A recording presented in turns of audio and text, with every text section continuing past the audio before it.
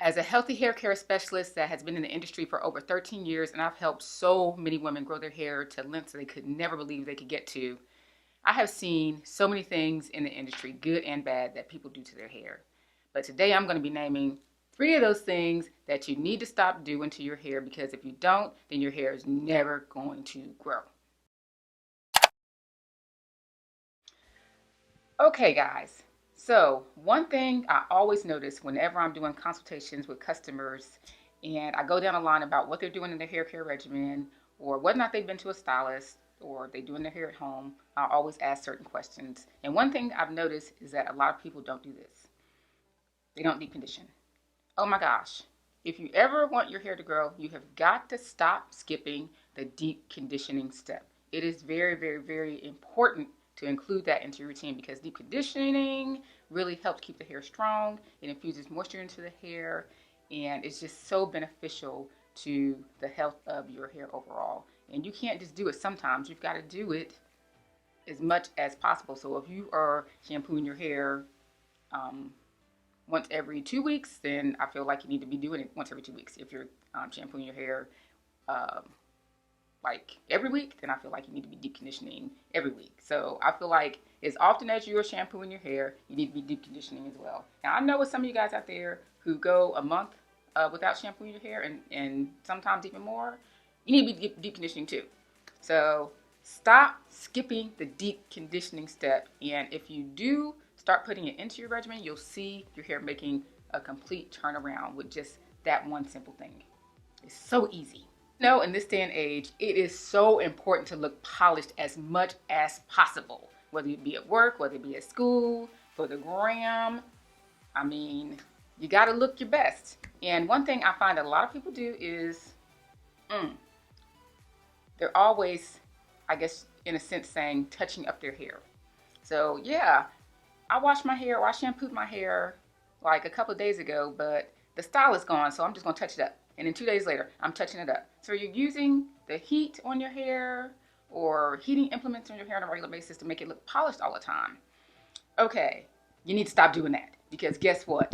It's causing the moisture to be sucked out of your hair on a regular basis and it's causing excessive breakage. Stop using excessive heat on your hair.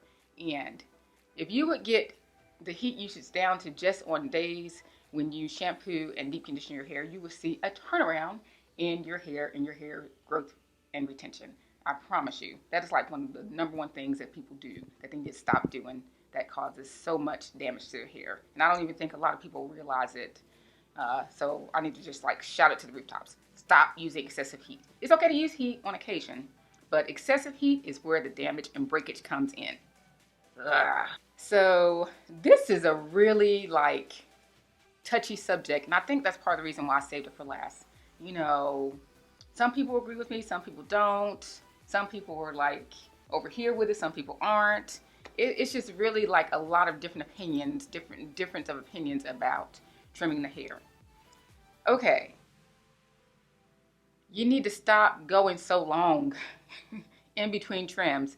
I have had customers sit in my chair and I asked them when was the last trim, and I've literally had some people tell me 2 years.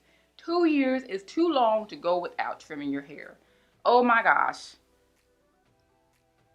Do you think that going that long without trimming your hair is helping you retain length? Absolutely not. Now, it's a lot of people that are on the fence about like how often the hair should be trimmed or how much should be trimmed, but that really is up to the individual as far as like how much should be trimmed. But as far as like how often, let me say a couple of things.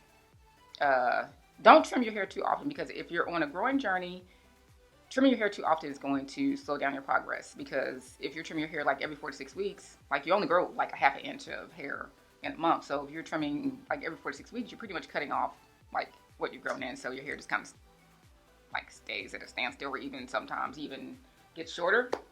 So that's too often. If you want to talk about a trim schedule, maybe quite possibly like every 3 to 4 months.